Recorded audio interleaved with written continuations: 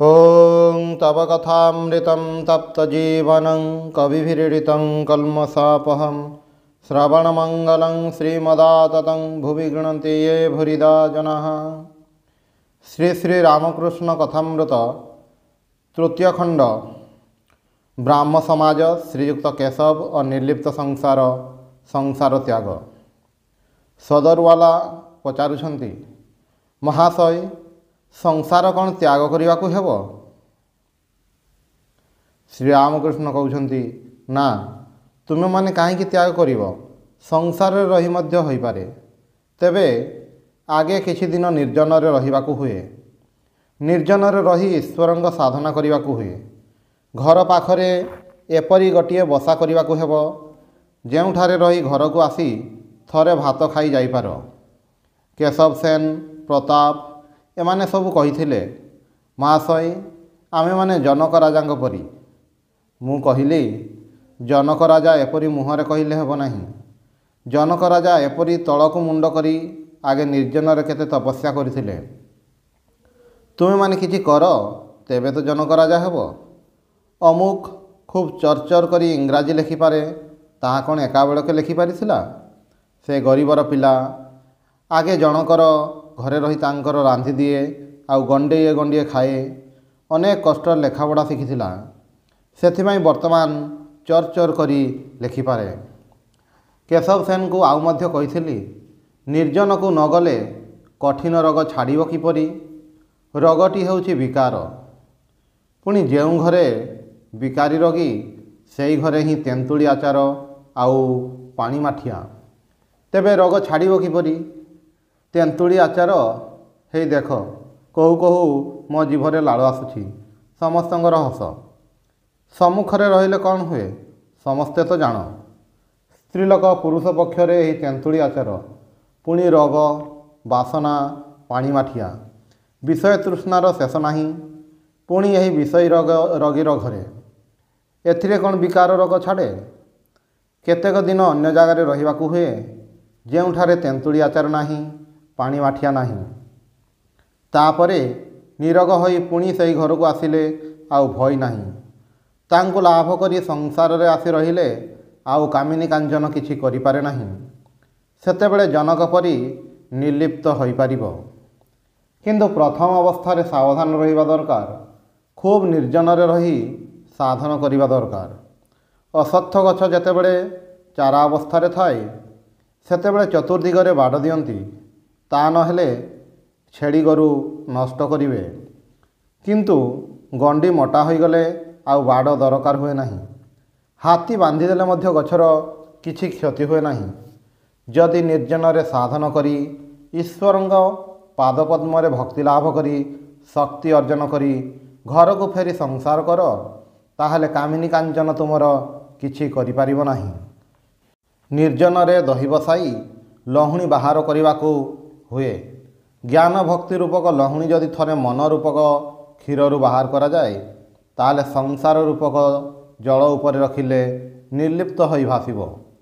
किंतु मन को कंचा अवस्थारे क्षीर अवस्थारे जदि संसार रूपक जल उपरे रख, ताहले क्षीर रे जल मिसिजिवो। सेतेबेले आउ मन निर्लिप्त होई भासी पारिबो नाही। ईश्वर लाभ करिबाकू हेले संसार रही एक हाथ ईश्वरंकर पादपद्म धरि रहिबो, अन्य एक हाथ रे कार्य करिवो।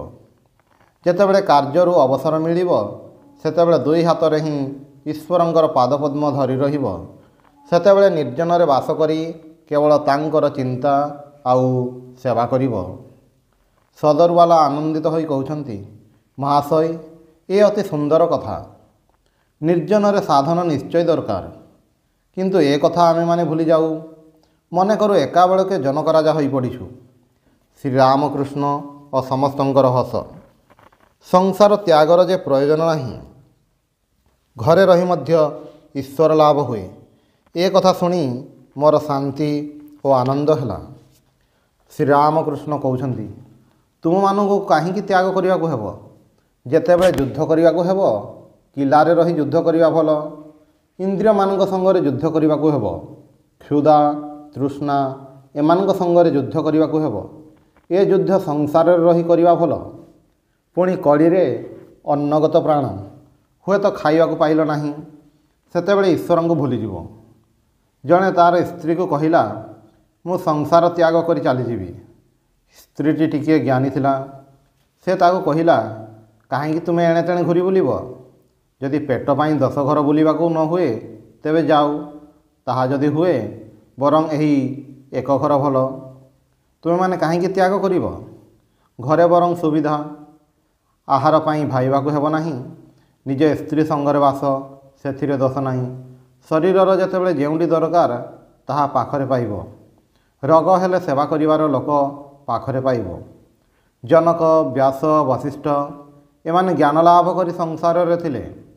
ଏମାନେ 2 ଖଣ୍ଡ ତରବାରୀ ଘୁରାଉଥିଲେ, ଖଣ୍ଡେ ଜ୍ଞାନର ଆଉ ଖଣ୍ଡେ କର୍ମର। ସଦରୱାଲା ପଚାରୁଛନ୍ତି, ମହାଶୟ, ଜ୍ଞାନ ଯେ ହୋଇଛି ତାହା କିପରି ଜାଣିବୁ?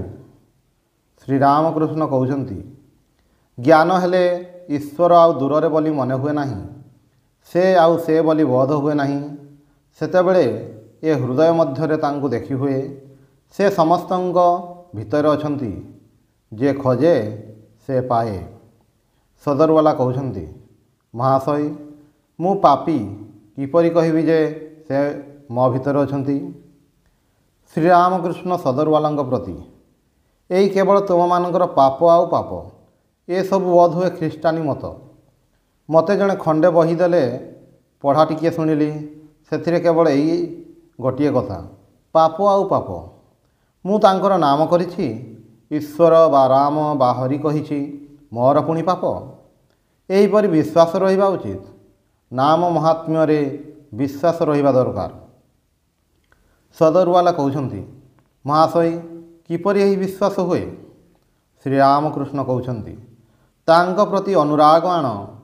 ତୁମ ଗୀତରେ ମଧ୍ୟ ଅଛି, ପ୍ରଭୁ ବିନେ ଅନୁରାଗ କରେ ଯଜ୍ଞ ଯାଗ ତମାରେ କି ଯାଇଜାନା। ଯେଉଁଥିରେ ଏପରି ଅନୁରାଗ ଏବଂ ଈଶ୍ୱରଙ୍କ ପ୍ରତି ଶ୍ରଦ୍ଧା ଜାତ ହୁଏ, ସେଥିପାଇଁ ତାଙ୍କ ପାଖରେ ଗୋପନରେ ବ୍ୟାକୁଳ ହୋଇ ପ୍ରାର୍ଥନା କର ଆଉ କାନ୍ଦ। ସ୍ତ୍ରୀର ବେରାମ ହେଲେ କି ଟଙ୍କା ଲୋକସାନ ହେଲେ କି ଚାକିରି ପାଇଁ ଲୋକମାନେ ବ୍ୟାକୁଳରେ କେତେ କାନ୍ଦନ୍ତି। ଈଶ୍ୱରଙ୍କ ପାଇଁ କିଏ କାନ୍ଦୁଛି କହ ଦେଖି? ତ୍ରୈଲୋକ୍ୟ ପଚାରୁଛନ୍ତି, ମହାଶୟ, ଏହାଙ୍କର ଏତେ ସମୟ କାହିଁ? ସାହେବଙ୍କ ପାଖରେ ଚାକିରି କରିବାକୁ ହୁଏ। ଶ୍ରୀରାମକୃଷ୍ଣ ସଦରୱାଲାଙ୍କ ପ୍ରତି କହୁଛନ୍ତି, ତେବେ ତାଙ୍କୁ ଆମକ୍ତାରି ଦିଅ। ଭଲ ଲୋକ ଉପରେ ଯଦି କେହି ଭାର ଦିଏ, ସେ ଲୋକ କ'ଣ ତା'ର ମନ୍ଦ କରେ? ତାଙ୍କ ଉପରେ ବିଶ୍ୱାସ ରଖି ସବୁ ଭାର ଦେଇ ତୁମେ ନିଶ୍ଚିନ୍ତ ହୋଇ ବସି ରହ। ସେ ଯେଉଁ କାର୍ଯ୍ୟ କରିବାକୁ ଦେଇଛନ୍ତି ତାହା ହିଁ କର। ବିରାଡ଼ି ଛୁଆର ହିସାବୀ ବୁଦ୍ଧି ନାହିଁ, ମା କରେ। ମା ଯଦି ହେଁସରେ ରଖେ, ସେଇଠାରେ ପଡ଼ିଥାଏ, କେବଳ ମ୍ୟାଉଁ ମ୍ୟାଉଁ କରି ଡାକେ। ପୁଣି ମା ଯେତେବେଳେ ଗୃହସ୍ଥର ବିଛଣା ଉପରେ ରଖେ, ସେତେବେଳେ ମଧ୍ୟ ସେଇ ଭାବ, ମା କରେ। ସଦରୱାଲା କହୁଛନ୍ତି, ଆମେମାନେ ଗୃହସ୍ଥ, କେତେ ଦିନ ଏସବୁ କର୍ତ୍ତବ୍ୟ କରିବାକୁ ହେବ? ଶ୍ରୀରାମକୃଷ୍ଣ କହୁଛନ୍ତି, ତୁମମାନଙ୍କର ଅବଶ୍ୟ କର୍ତ୍ତବ୍ୟ ଅଛି। ପିଲାମାନଙ୍କୁ ମଣିଷ କରିବାକୁ ହେବ, ସ୍ତ୍ରୀର ଭରଣ ପୋଷଣ କରିବାକୁ ହେବ ଓ ନିଜର ଅବର୍ତ୍ତମାନରେ ସ୍ତ୍ରୀର ଭରଣ ପୋଷଣର ଯୋଗାଡ଼ କରି ରଖିବାକୁ ହେବ। ତାହା ଯଦି ନ କର, ତୁମେ ନିର୍ଦ୍ଦୟ। ଶୁକଦେବ ଆଦି ଦୟା ରଖିଥିଲେ, ଯାହାର ଦୟା ନାହିଁ ସେ ମଣିଷ ନୁହେଁ। ସଦରୱାଲା କହୁଛନ୍ତି, ସନ୍ତାନ ପ୍ରତିପାଳନ କେତେ ଦିନ? ଶ୍ରୀରାମକୃଷ୍ଣ କହୁଛନ୍ତି, ସାବାଳକ ହେବା ପର୍ଯ୍ୟନ୍ତ। ପକ୍ଷୀ ବଡ଼ ହେଲେ ଯେତେବେଳେ ସେ ଆପଣାର ଭାର ନେଇପାରେ, ସେତେବେଳେ ତାକୁ ତା'ର ମା ଥଣ୍ଟରେ ଖୁମ୍ପେ, ପାଖକୁ ଆସିବାକୁ ଦିଏ ନାହିଁ। ସମସ୍ତଙ୍କର ହସ। ସଦରୱାଲା କହୁଛନ୍ତି, ସ୍ତ୍ରୀ ପ୍ରତି କି କର୍ତ୍ତବ୍ୟ? ଶ୍ରୀରାମକୃଷ୍ଣ କହୁଛନ୍ତି, ତୁମେ ବଞ୍ଚିଥାଉ ଥାଉ ଧର୍ମ ଉପଦେଶ ଦେବ, ଭରଣ ପୋଷଣ କରିବ। ଯଦି ସତୀ ସ୍ତ୍ରୀ ହୁଏ, ତୁମର ଦେହତ୍ୟାଗ ପରେ ତା ପାଇଁ ଖାଦ୍ୟ ଯୋଗାଡ଼ କରିଯିବାକୁ ହେବ। ତେବେ ଜ୍ଞାନ ଉନ୍ମାଦ ହେଲେ ଆଉ କର୍ତ୍ତବ୍ୟ ରହେ ନାହିଁ। ସେତେବେଳେ କାଲି ପାଇଁ ତୁମେ ନ ଭାବିଲେ ମଧ୍ୟ ଈଶ୍ୱର ଭାବନ୍ତି। ଜ୍ଞାନ ଉନ୍ମାଦ ହେଲେ ସେ ତୁମ ସ୍ତ୍ରୀଙ୍କ ପାଇଁ ଭାବିବେ। ଯେତେବେଳେ ଜମିଦାର ନାବାଳକ ପିଲା ରଖି ମରିଯାଆନ୍ତି, ସେତେବେଳେ ଜଣେ ମୁରବୀ ସେହି ପିଲାର ଭାର ନିଅନ୍ତି। ସଦରୱାଲାଙ୍କ ପ୍ରତି, ଏସବୁ ଆଇନର ବ୍ୟାପାର, ତୁମେ ତ ସବୁ ଜାଣ। ସଦରୱାଲା କହୁଛନ୍ତି, ଆଜ୍ଞା ହଁ। ବିଜୟ ଗୋସ୍ୱାମୀ କହୁଛନ୍ତି, ଆହା କି ସୁନ୍ଦର କଥା। ଯିଏ ଅନନ୍ୟ ମନ ହୋଇ ତାଙ୍କର ଚିନ୍ତା କରନ୍ତି, ଯିଏ ତାଙ୍କର ପ୍ରେମରେ ପାଗଳ, ତାଙ୍କର ଭାର ଭଗବାନ ନିଜେ ବହନ କରନ୍ତି। ନା ବାଳକର ମୁରବି ସହଜରେ ଆସି ଜୁଟେ। ଆହା କେବେ ସେହି ଅବସ୍ଥା ହେବ? ଯେଉଁମାନଙ୍କର ହୁଏ ସେମାନେ କିପରି ଭାଗ୍ୟବାନ। ତ୍ରୈଲୋକ୍ୟ କହୁଛନ୍ତି, ମହାଶୟ, ସଂସାରରେ କ'ଣ ଯଥାର୍ଥ ଜ୍ଞାନ ହୁଏ? ଈଶ୍ୱର ଲାଭ ହୁଏ? ଶ୍ରୀରାମକୃଷ୍ଣ ହସି ହସି କହୁଛନ୍ତି, କାହିଁକି ହେ, ତୁମେ ତ ଶୁଖିଲା ଗୁଡ଼ ଓ ପାଣି ଗୁଡ଼ ଉଭୟରେ ଅଛ।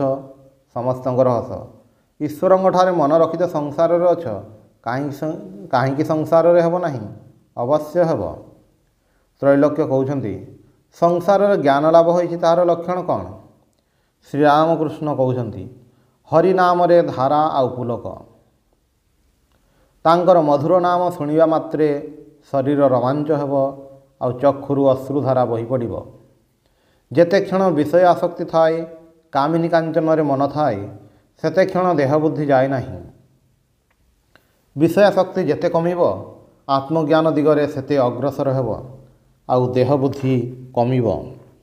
ବିଷୟାସକ୍ତ ଏକାବେଳକେ ଚାଲିଗଲେ ଆତ୍ମଜ୍ଞାନ ହୁଏ। ସେତେବେଳେ ଆତ୍ମା ଅଲଗା ଆଉ ଦେହ ଅଲଗା ବୋଲି ବୋଧ ହୁଏ। ନଡ଼ିଆର ପାଣି ନ ଶୁଖିଲେ ଛୁରୀରେ କାଟି ନଡ଼ିଆ ଅଲଗା ସଢ଼େଇ ଅଲଗା କରିବାକୁ କଷ୍ଟ ହୁଏ। ଯଦି ପାଣି ଶୁଖିଯାଏ ତାହେଲେ ନଡ଼ିଆକୁ ହଲାଇ ଶସ ଅଲଗା କରାଯାଏ। ଏହାକୁ ଖୁରୁଡ଼ ନଡ଼ିଆ କହନ୍ତି। ଈଶ୍ୱର ଲାଭ ହେଲେ ତାହାର ଲକ୍ଷଣ ହେଉଛି ସେ ବ୍ୟକ୍ତି ଖୁରୁଡ଼ ନଡ଼ିଆ ଭଳି ହୋଇଯାଏ। ଦେହାତ୍ମ ବୁଦ୍ଧି ଚାଲିଯାଏ।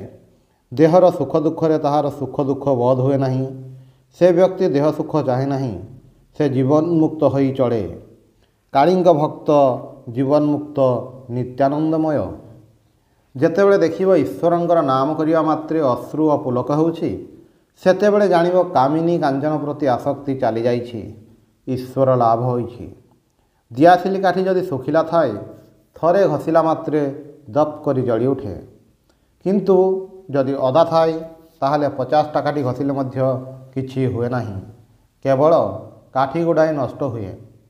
ବିଷୟ ରସରେ ମଜି ରହିଲେ, କାମିନୀ କାଞ୍ଚନ ରସରେ ମନ ଅଦା ରହିଲେ ଈଶ୍ୱରଙ୍କର ଉଦ୍ଦୀପନ ହୁଏ ନାହିଁ।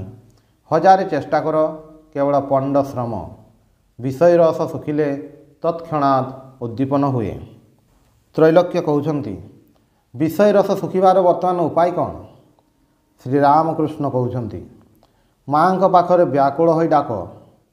ତାଙ୍କର ଦର୍ଶନ ହେଲେ ବିଷୟ ରସ ଶୁଖିଯିବ। କାମିନୀ କାଞ୍ଚନ ପ୍ରତି ସମସ୍ତ ଆସକ୍ତି ଚାଲିଯିବ। ଆପଣାର ମା ବୋଲି ବୋଧ ହେଲେ ସଙ୍ଗେ ସଙ୍ଗେ ହେବ। ସେ ଧର୍ମ ମା ପରି ନୁହନ୍ତି, ସେ ତ ଆପଣାର ମା। ବ୍ୟାକୁଳ ହୋଇ ମା ପାଖରେ ଅଳି କର। ପିଲା ଗୁଡ଼ି କିଣିବା ପାଇଁ ମାଆର ପଣତ କାନି ଟାଣି ପଇସା ଚାହେଁ। ମା ହୁଏତ ଅନ୍ୟ ସ୍ତ୍ରୀ ଲୋକଙ୍କ ସଙ୍ଗରେ ଗପ କରୁଛି। ପ୍ରଥମେ ମା କୌଣସି ପ୍ରକାରେ ପଇସା ଦେବାକୁ ଚାହେଁ ନାହିଁ। କହେ, ନା, ସେ ମନା କରିଯାଇଛନ୍ତି, ଆସିଲେ କହିଦେବି। ଏକ୍ଷଣି ଗୁଡ଼ି ଆଣି ଗୋଟାଏ କାଣ୍ଡ କରିବୁ। ଯେତେବେଳେ ପିଲା କାନ୍ଦିବାକୁ ଲାଗେ, କୌଣସି ମୋତେ ଛାଡ଼େ ନାହିଁ, ସେତେବେଳେ ମା ଅନ୍ୟ ସ୍ତ୍ରୀ ଲୋକଙ୍କୁ କହେ, ରହ ମା, ଏ ପିଲାଟିକୁ ଟିକିଏ ବୁଝେଇ ଦେଇ ଆସେ। ଏଇ କଥା କହି ଚାବିଟା ନେଇ ଖଡ଼ ଖଡ଼ କରି ବାକ୍ସ ଖୋଲି ଗୋଟାଏ ପଇସା ପକାଇ ଦିଏ। ତୁମେମାନେ ସେହିପରି ମାଆଙ୍କ ପାଖରେ ଅଳି କର, ସେ ନିଶ୍ଚୟ ଦେଖାଦେବେ। ମୁଁ ଶିଖମାନଙ୍କୁ ଏହି କଥା କହିଥିଲି। ସେମାନେ ଦକ୍ଷିଣେଶ୍ୱର କାଳୀ ମନ୍ଦିରକୁ ଆସିଥିଲେ। ମା କାଳୀଙ୍କ ମନ୍ଦିର ସମ୍ମୁଖରେ ବସି ସେମାନଙ୍କ ସଙ୍ଗରେ କଥା ହୋଇଥିଲା। ସେମାନେ କହିଥିଲେ, ଈଶ୍ୱର ଦୟାମୟ, ସେ ସର୍ବଦା ଆମମାନଙ୍କୁ ଦେଖୁଛନ୍ତି, ଆମମାନଙ୍କୁ ଧର୍ମ ଅର୍ଥ ଆଦି ଦେଉଛନ୍ତି, ଆହାର ଯୋଗାଉଛନ୍ତି। ମୁଁ କହିଲି, ଯଦି କାହାର ପିଲାପିଲି ହୁଅନ୍ତି, ସେମାନଙ୍କ ଖବର, ସେମାନଙ୍କର ଖାଇବା ଦାୟିତ୍ୱ ବାପ ନେବ ନାହିଁ ତ କ'ଣ ବ୍ରାହ୍ମଣ ପଡ଼ାର ଲୋକେ ଆସି ନେବେ? ସଦରବାଲା କହୁଛନ୍ତି, ମହାଶୟ, ତେବେ ସେ କ'ଣ ଦୟାମୟ ନୁହନ୍ତି? ଶ୍ରୀରାମକୃଷ୍ଣ କହୁଛନ୍ତି, ତାହା କାହିଁକି ହେ? ସେପରି ଗୋଟାଏ କହିଲି, ସେ ଯେ ବଡ଼ ଆପଣାର ଲୋକ, ତାଙ୍କ ଉପରେ ଆମର ଜୋର ଚଳେ। ଆପଣା ଲୋକକୁ ଏପରି କଥା ପର୍ଯ୍ୟନ୍ତ କୁହାଯାଏ, ଶଳା, ଦେବୁ ନାହିଁ। ଓଂ ନିରଞ୍ଜନମ୍ ନିତ୍ୟମନନ୍ତରୂପମ୍ ଭକ୍ତାନୁକମ୍ପାଧିତ ବିଗ୍ରହଂ ବୈ ଈଶାବତାରଂ ପରମେଶମିଡ୍ୟଂ ତ୍ୱଂ ରାମକୃଷ୍ଣଂ ଶିରସା ନମାମି।